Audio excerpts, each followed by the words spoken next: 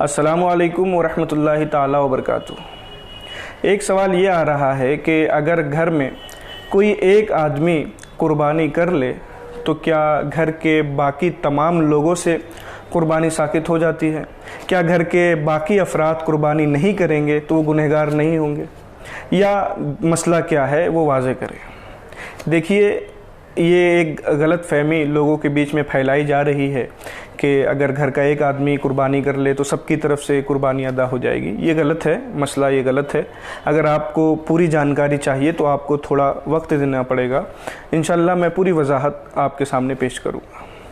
مسئلہ یہ ہے کہ جو بھی مسلمان ہے اور وہ صاحب حیثیت ہے، یعنی اتنا مال اس کے پاس ہے کہ اس پر قربانی واجب ہو جاتی ہے، تو ہر مسلمان جو صاحب حیثیت ہے، ہر مسلمان پر قربانی واجب ہے، اس پر قربانی کرنا واجب ہے۔ اگر وہ قربانی نہیں کرتا ہے تو گنہگار ہوگا۔ حدیث پاک میں ہے، رسول اللہ صلی اللہ تعالیٰ علیہ وسلم نے فرمایا کہ جو صاحب حیثیت ہے اور اس کے باوجود وہ قربانی نہیں کرتا تو وہ عید کی نماز پڑھنے ہماری عیدگاہ میں نہ آئے۔ تو اس حدیث سے ثابت ہوتا ہے کہ قربانی کرنا ہر مسلمان پر جو صاحب حیثیت ہے واجب ہے۔ پھر دوسری بات دیکھیے کہ قربانی کرنا یہ عبادت ہے۔ ہم اللہ کی رضا حاصل کرنے کے لیے قربانی کرتے ہیں اور عبادت سمجھ کر قربانی کرتے ہیں۔ تو جس طرح نماز، روزہ، حج اور زکوٰۃ یہ بھی عبادت ہے، تو ان کو اگر گھر کا کوئی آدمی کر لے تو دوسرے کے ذمے سے ساقط نہیں ہوتا، دوسروں کو بھی نماز، روزہ، حج، زکوٰۃ ادا کرنا پڑے گا۔ تو اسی طرح قربانی کا بھی مسئلہ ہے کہ اگر گھر میں کئی صاحب نصاب ہیں تو ہر ایک کو قربانی کرنی پڑے گی۔ خود رسول اللہ صلی اللہ تعالیٰ علیہ وسلم کا یہ معمول تھا کہ وہ ایک قربانی اپنی طرف سے کیا کرتے تھے اور ایک گائے میں اپنی ازواج مطہرات کو شریک کر لیا کرتے تھے۔ حضرت فاطمہ الزہرا رضی اللہ تعالیٰ عنہا کی طرف سے بھی ان کے گھر میں قربانی ہوا کرتی تھی۔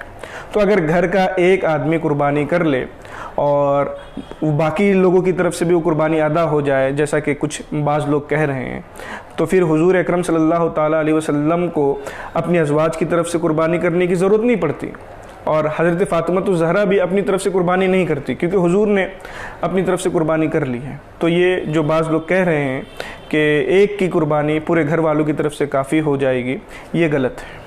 اچھا، وہ دلیل جو بناتے ہیں وہ ترمذی شریف کی ایک حدیث ہے کہ حضور اکرم صلی اللہ تعالیٰ علیہ وسلم کے زمانے میں ایک آدمی اپنی طرف سے اور پورے گھر والوں کی طرف سے قربانی کرتا تھا اور پھر اس کا گوشت بھی وہ کھاتا تھا۔ تو اس حدیث کو لوگ دلیل بناتے ہیں کہ ایک آدمی اگر قربانی کر لے تو پورے گھر والوں کی طرف سے قربانی ہو جائے گی۔ حالانکہ اس حدیث کا مطلب یہ نہیں ہے۔ اس حدیث کا مطلب یہ ہے کہ وہ آدمی اپنی طرف سے قربانی کرتا تھا اور باقی گھر والوں کو ثواب میں شریک کرتا تھا، یعنی قربانی تو اس کی طرف سے ہو گئی اور وہ یہ نیت کرتا تھا کہ اس قربانی کا جو بھی ثواب ملے گا وہ میرے گھر والوں کو بھی پہنچے۔ اگر کوئی ایسا کرنا چاہتا ہے تو وہ ایسا کر سکتا ہے۔ خود رسول اللہ صلی اللہ تعالیٰ علیہ وسلم نے بھی ایک مرتبہ ایسا کیا۔ ایک مرتبہ حضور اکرم صلی اللہ تعالیٰ علیہ وسلم نے ایک مینڈھا ذبح کیا اور اس کے بعد ایک دوسرا مینڈھا ذبح کیا اور فرمایا کہ یہ قربانی میری امت میں سے ان لوگوں کے لیے ہے جنہوں نے قربانی نہیں کی۔ تو اب اس حدیث سے کوئی یہ بھی مطلب نکال سکتا ہے کہ جب حضور اکرم صلی اللہ تعالیٰ علیہ وسلم نے اپنی امت کی طرف سے قربانی کر دی ہے تو اب کسی پر قربانی ہی واجب نہ ہو؟ تو حدیث کا یہ مطلب نہیں ہے۔ حضور اکرم صلی اللہ تعالیٰ علیہ وسلم نے بھی جو وہ دوسری قربانی کی ہے اس میں اس کا جو ثواب ہے اس ثواب میں اپنی ساری امت کو شریک کی ہے۔ اور حضور اکرم صلی اللہ تعالیٰ علیہ وسلم کے زمانے میں جو آدمی قربانی کرتا تھا اپنے لیے اور اپنے گھر والوں کی طرف سے، تو وہاں پر بھی وہ قربانی اپنی طرف سے کرتا تھا اور اپنے گھر والوں کو ثواب میں شریک کرتا تھا۔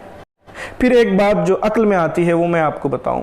حضرت ابن عباس رضی اللہ تعالیٰ عنہ سے مروی ہے کہ ایک گائے کی قربانی 7 لوگوں کی طرف سے ہو سکتی ہے، یعنی 7 بکرے کے برابر ایک گائے ہوتی ہے۔ لیکن اگر ایک گائے میں 8 لوگ شریک ہو گئے، 8 لوگ مل کر ایک گائے کی قربانی کر رہے ہیں تو پھر کسی کی بھی قربانی نہیں ہوگی۔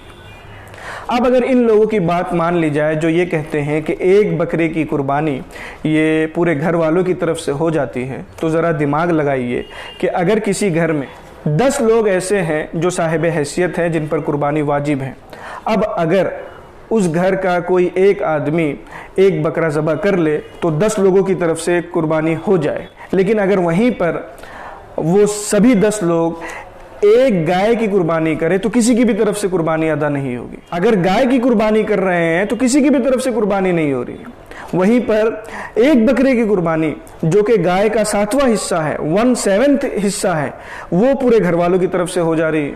तो ये बात कहीं से भी अक्ल में नहीं आ रही है।